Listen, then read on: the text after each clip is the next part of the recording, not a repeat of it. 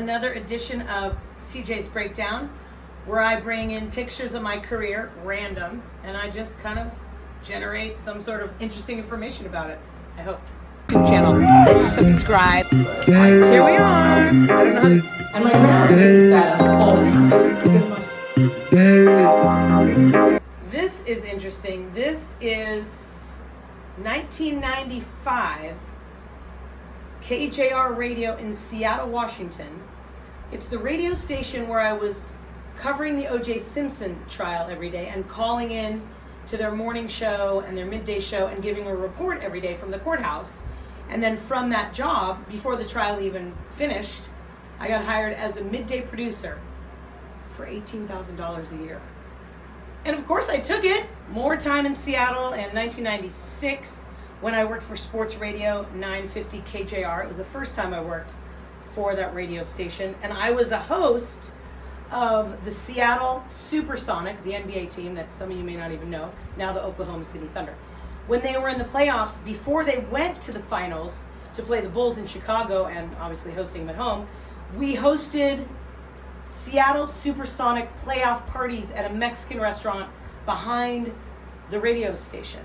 And I was the host. And I would walk around and, I don't know, be nice to people, give away prizes, take shots, whatever. I think I was blonde then too. Yeah, blonde, like a carrot.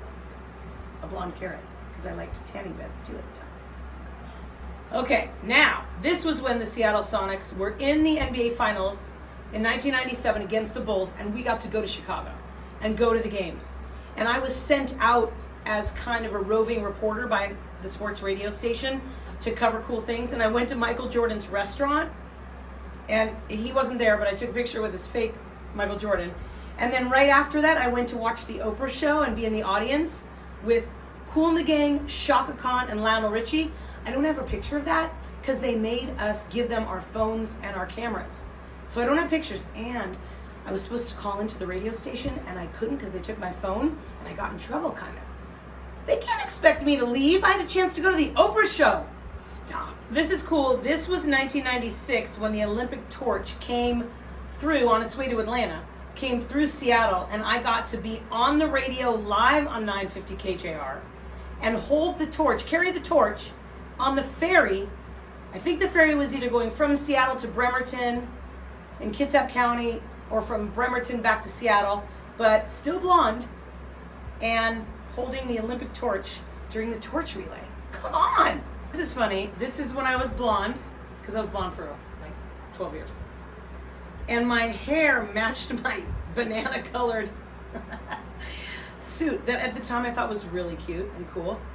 This suit I was wearing at the Tacoma Rainiers minor league game where I was a guest host and I would walk around and give prizes away and just hang out at the game.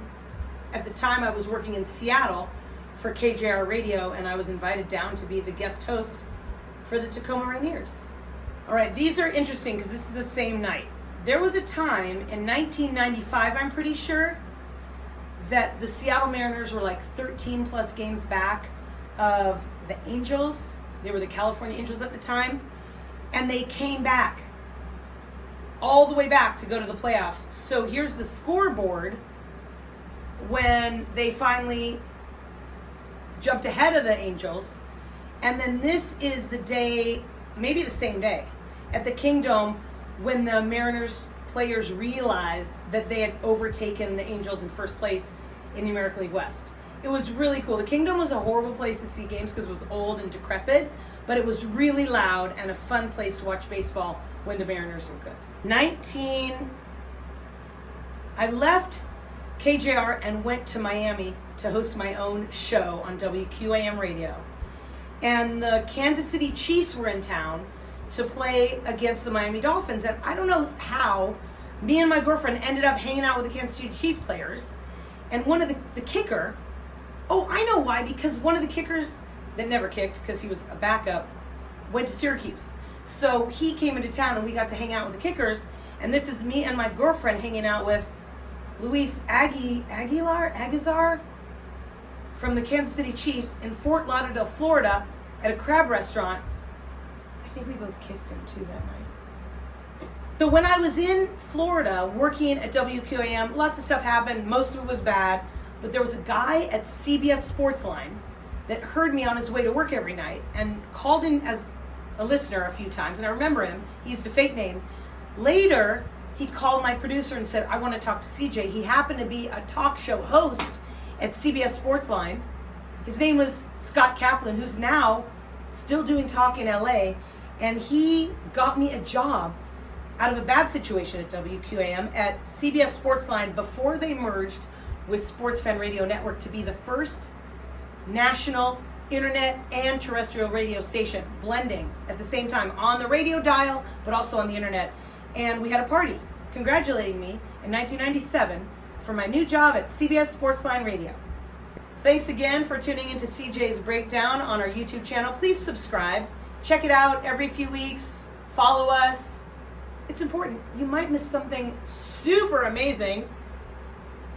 Yeah. Just keep coming back.